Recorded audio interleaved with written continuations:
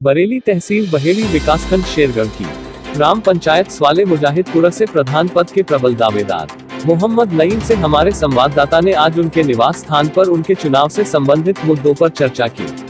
चर्चा के दौरान प्रधान पद के प्रबल दावेदार शिक्षित युवा मोहम्मद नईम ने हमारे संवाददाता नाजिश अली से अपने गांव के विकास से संबंधित सभी मुद्दों पर खुलकर चर्चा करते हुए कहा कि हमने चुनाव से पहले अपने क्षेत्र में जनता की मूलभूत समस्याओं पर गहन चिंतन के बाद यह महसूस किया कि हमारी ग्राम पंचायत में जो विकास के क्षेत्र में सबसे पिछड़ी हुई ग्राम पंचायत है, इसमें विकास हमारी प्राथमिकता रहेगी। वही शिक्षा का स्तर उठाने के लिए हमने अपनी रणनीति में तय किया है।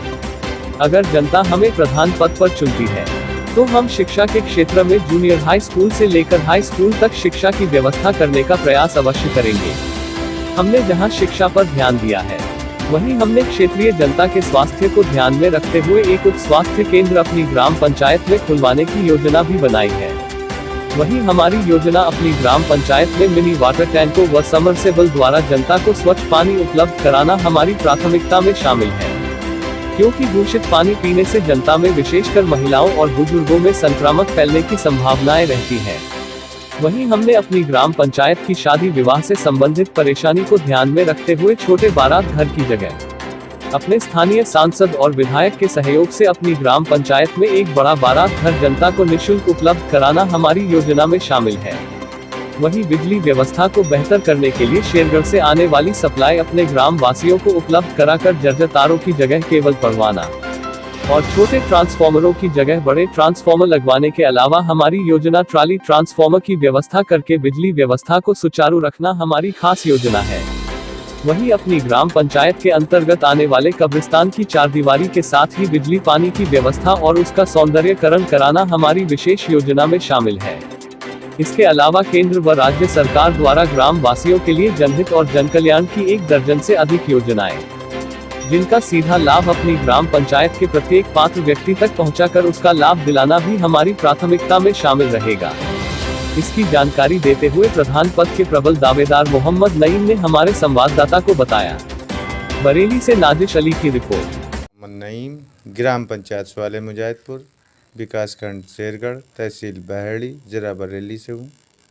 नईम साहब, जैसे कि हमारी न्यूज़ एक्शन 18 की टीम ने सर्वे किया है आपकी ग्राम पंचायत का, तो यहाँ पर प्रधान पद के लिए आपका नाम प्रबल दावेदारों में उभर कर आ रहा है।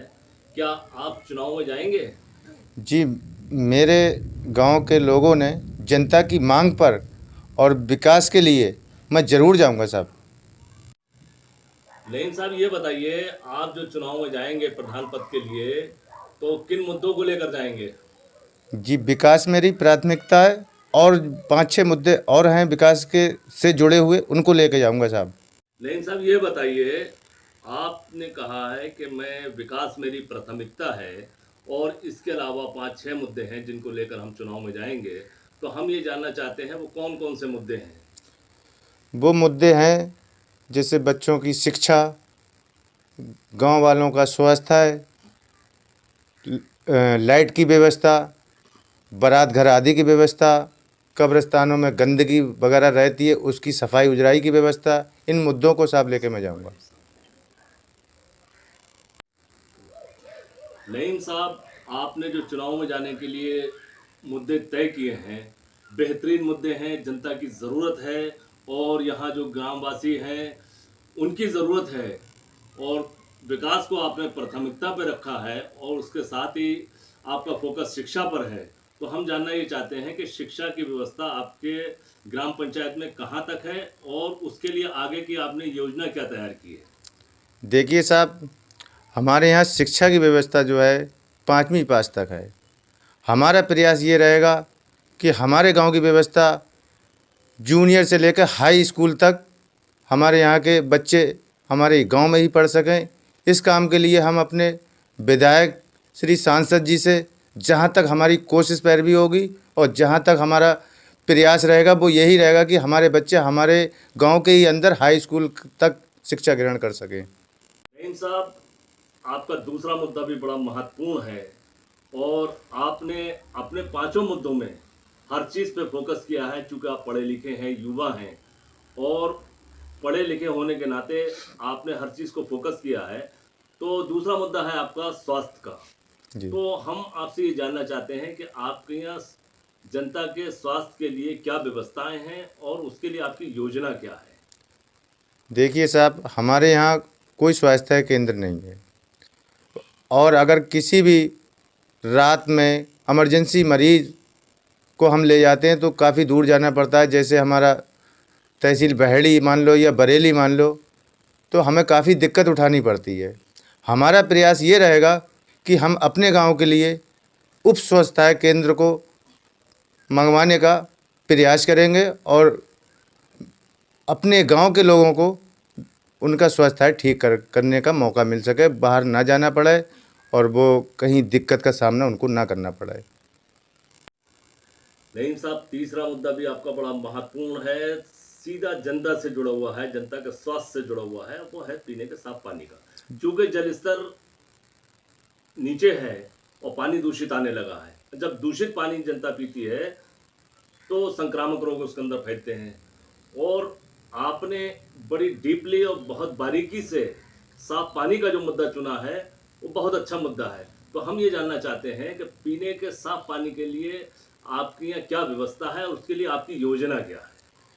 देखिए साहब, पानी के बारे में सरकार ने जो नल लगवाए थे वो पहले के दौर में ज़रा उथले भी लग गए हैं, और हमारे गांव में ही क्या, पड़ोस के गांव में भी कहीं कोई पानी की ऐसी व्यवस्था नहीं है जिससे हमारे लोग साफ़ पानी पी सकें।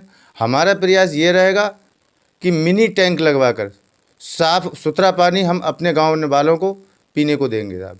यही हमारा चुनाव लड़ने का एक मुद्दा भी है।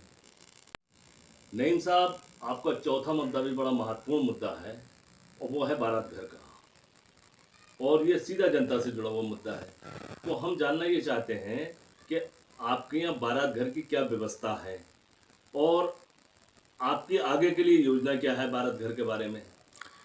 देखिए साहब, बारात घर के बारे में अगर जानकारी आप ले रहे हैं तो हमारे यहाँ का बारात घर जो है बहुत छोटा है, जिससे हम गांव वालों ने किसी ने उसे इस्तेमाल भी नहीं कर पाया, क्योंकि छोटे होने की वजह से बारातें ज़्यादा आ जाती हैं आज के दौर में, तो वहाँ हमारा कोई काम ढंग का नहीं हो पाता है। इसीलिए हम लोगों ने, गांव वालों ने उसे यूज नहीं कराया। हमारी ये योजना है कि हम साहब उसे सांसद जी के, विधायक जी के सहयोग से उसे बड़ा बारात घर बनवाएंगे और अपने गाँव वालों को उसकी सुविधा दिलवाएंगे हम साहब। ये बताइए कि आपका आखिरी मुद्दा जो था, पांचवा मुद्दा, उसमें आपने ज्वाइंट बात कही है कि बिजली व्यवस्था और कब्रिस्तान व्यवस्था। तो पहले हम आपसे बात करते हैं बिजली व्यवस्था के बारे में। बिजली की आपके यहाँ स्थिति क्या है और उसके लिए आपकी योजना क्या है? देखिए साहब, बिजली की व्यवस्था हमारे यहाँ बहुत गलत है, क्योंकि जंगल से लाइनें आती हैं साहब। 3 फेज़ बिजली है, वहाँ पर पेड़ गिर जाते हैं तो लाइन हमारी कट हो जाती है और वहाँ बिजली हमारी चौपट हो जाती है। उस स्थिति में हम लोगों को बहुत कठिनाई का सामना ये करना पड़ता है कि लाइट हमारी चौपट हो जाती है। और हमारी योजना ये है कि हम केबल वाली तार डलवाएंगे, शेरगढ़ से डायरेक्ट रोड पर ज्वाइंट कराना चाहते हैं साहब। और गांव के लिए जैसे ट्रांसफार्मर फूक जाते हैं तो हम एक ट्रॉली वाला ट्रांसफार्मर एडवांस के लिए हम अपने गांव के लिए एडवांस में रखवाना चाहते हैं। वो उसमें हमारे सांसद जी के और विधायक के सहयोग की हमें ज़रूरत पड़ेगी, वो हम दौड़ बात करके कर लेंगे। बाकी हम अपने गांव को एक एडवांस में ट्रॉली वाला ट्रांसफार्मर रखवाएंगे। ये हमारे बहुत सुचारू रूप से हम लाइट की व्यवस्था देंगे। अगर हमें जनता ने प्रधान चुना तो हम ये वादे अपने पूरे निभाएंगे साहब। नईम साहब, ये बताइए, आपका जो पांचवा मुद्दा था उसमें बिजली और कब्रिस्तान के बारे में था। तो बिजली पे तो आपने अपनी योजना बता दी, तो हम ये जानना चाहते हैं कि कब्रिस्तान के बारे में आपकी क्या यहाँ स्थिति क्या है और उसके लिए आपकी योजना क्या है?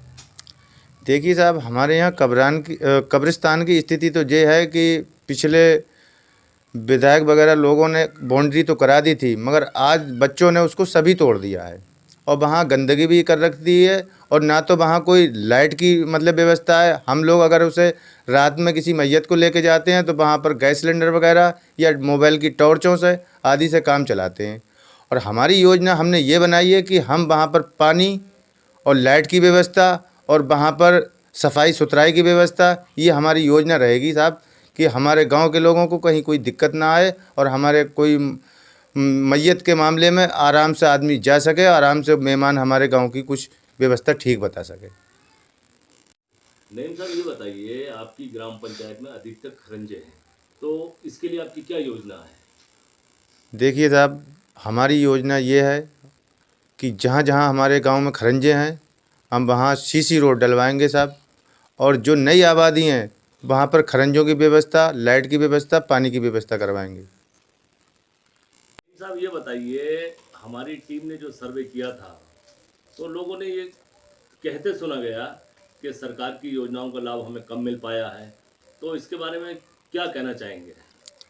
देखिए साहब, सरकार की जो 1 दर्जन से लगभग योजनाएं हैं और जो पात्रों को नहीं मिल पाती हैं, हमारा प्रयास ये रहेगा, सरकारी योजना उस पात्र तक पहुंचाने का हमारा प्रयास रहेगा।